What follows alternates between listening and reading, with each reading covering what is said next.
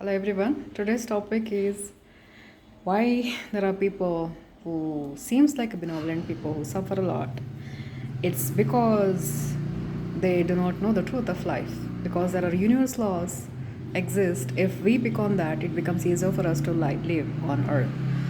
Whoever desires the most, strongest, universe always tries to fulfill the desires of beings, but we all have authority over our own self.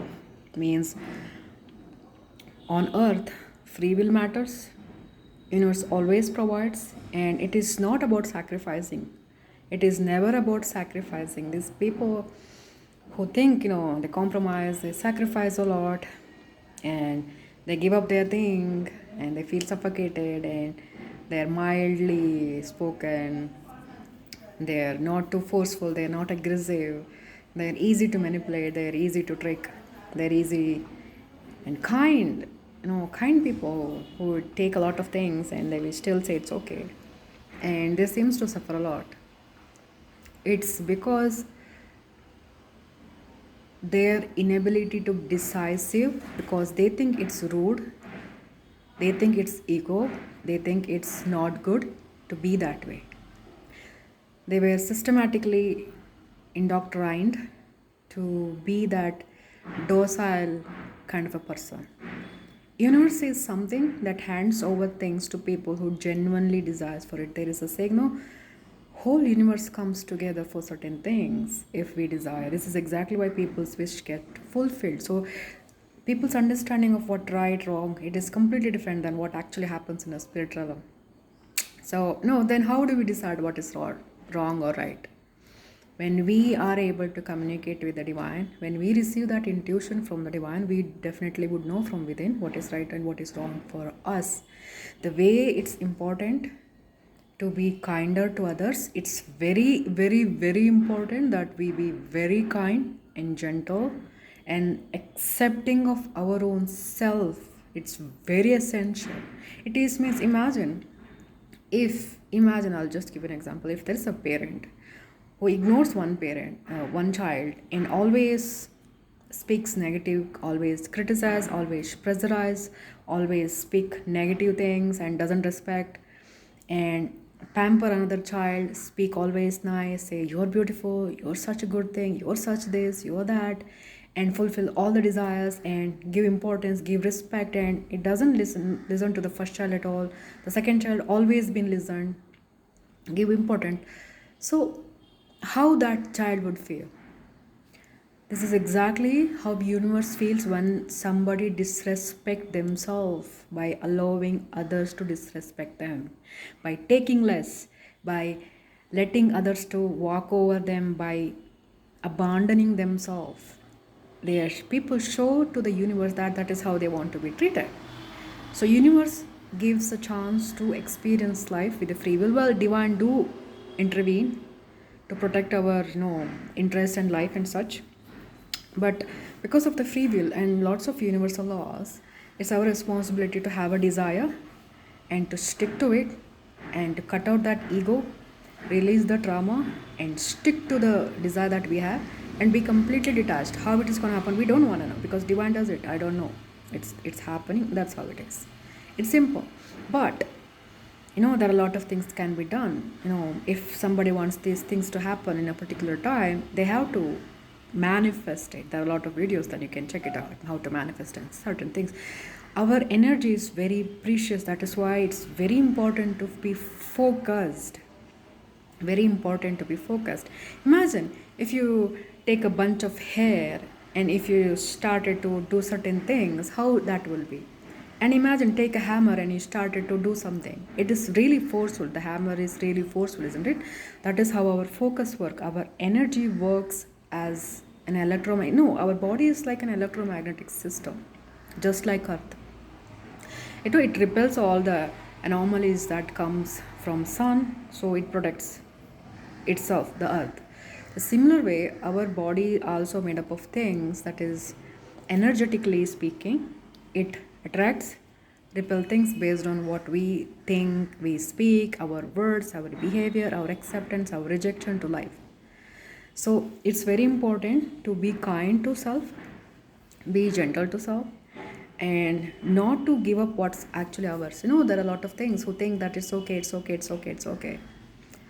Allowing somebody else to disrespect in the name of anything is not good in the eyes of the universe, because beyond earth this kind of thing does not exist. We are simply living on earth because some reason we do not know how the whole universe works, isn't it? Our understanding of life on earth is very local, it is never universal. So when we think from a universal perspective, it changes a lot of things. This is exactly why when somebody who grew up in a small village, suddenly they go to a big city, and suddenly it's particularly practical. If anybody who grew up in a small village, they go to a big city, their heart opens up, their ideology opens up, their mind, if they were narrow minded, their their thought process differentiates, because they see different things, they experience different things. This is exactly something very similar to what happens on earth, and in a universal way we are understanding. This is exactly why there are a lot of religion who says remember who you are. As spirit guardians always say, remember who you are. We are just a soul experiencing a human experience. We are not the body, we are the consciousness. So, when somebody stands up for their belief system and aggressively protect their belief system without having an ego, not let anybody cross and disrespect them in the name of whatsoever is our responsibility. Having a definitive idea that this is how it is changes a person's life. There are a lot of people feel guilty for doing right thing for themselves. It is because they were taught to do that. It's very essential. This is exactly why this is very essential, to look into our own past and ask a question. So what did I learn? Who did taught me all of those things? Is this belief system is working for me? Is there anything that I need to make changes in my belief system, my behavior, my thought process, my assumptions, all of those things, and make positive changes, not based on anything other than internal guidance that comes to us through intuition. So if somebody is not knowing how to do that, they can start with a little bit fast, they can meditate, they can cut out all the outside food and start eating home cooked meal, something raw or home cooked, no, even cooked food, and cut out all the social media, cut out all the gossiping, media, even other medias as well. This is lot. And there is a technique called grounding. You just touch the earth, it balances us. If there is an imbalancing in our body, it helps a lot. Being with the animals, being with nature, drinking a lot of water, and most importantly, our concept of ourself has to change. Means internally we have to be able to feel that I deserve this happiness. Means nobody else has the right to say no to me. Not with the ego. Not with the ego. It is simple and understanding and acceptance of self that I am this. I do desire this. So I deserve this. There is no qualification. Some people may reject because of their hidden subconsciousness that they absorbed. It was forced or it was absorbed because of lot of belief system, religious belief system, cultural belief system, social belief system, the family, the friends, the colleagues, their personal experience that they absorbed. Even if you're born in a same family, one child can be very devoted to a parent, and no matter what they do, even if they grow up, they go to their parents and they ask permission, and the parents are like, you're such a nice person, you're such an obedient person, such a respectful person. Even after growing up, that shows so much respect. No, to a certain extent that is perfectly fine, that is not the issue. But there are a lot of people who depend on their parents for every single opinion, every single suggestion. They are not able to make a personal decision on themselves. For example, if somebody wants to go out after 6 p.m., they need their permission because they are scared, they're afraid. And the second child, it does whatever it wants, and apology comes next. It doesn't need any requirement. It doesn't need any permission from the parent at all. These kind of people are the one who follow their heart, who listen to their guts, but also doesn't have ego. That is why the ego intervenes in lot of things, that brings lot of negative things as well. So when we let go of that negativity, we heal from our past. And when we follow our heart intuition and listen that gut feeling and do what makes us happy, not the thing that makes us happy but with the negativity. Because if somebody says drinking too much makes me happy, so why not? No, that is bad, that is not good. Meditation is good, going for the gym and working out is good, reading books is good. These kind of things are good. If someone is stressed, go for a walk. They don't have to hide behind social media to scroll. It is not even good. See, there is a two things that we can do. Simple things. So by doing that, when we change our personal behavior system, that is why people also say there is no good deed that go unpunished. It's not because of that. It's because of lot of other reasons. Second thing, this I'll talk about it later. First thing first, it's not the good thing. This person is good, that person is bad. It is just a basic human understanding. Why this person has so much wealth? They are not even good people. Why they are this cruel people, very forceful, very aggressive, very this and that, how they are living well. It's because lot of things that we humans doesn't know. Universe always says yes, the more aggressive one usually gets the thing, but if it is done in a wrongful way, it's completely different. Divine intervenes and a lot of things happens. That is completely, we don't have to talk about it. It's simply about ourselves. I'm only speaking for personal self. It is never about others. What we desire is our business. What others has, it's none of our business. We never need to compare. We have to ask ourselves, look, this is where I am at my life. What is good for me? What is that I desire? A lot of people reject because they think they are not good enough. They think it's not going to be suitable for them, or they will not be able to handle it, or they are not good enough. Their inferiority complex, or their hesitation to start, their hesitation to go.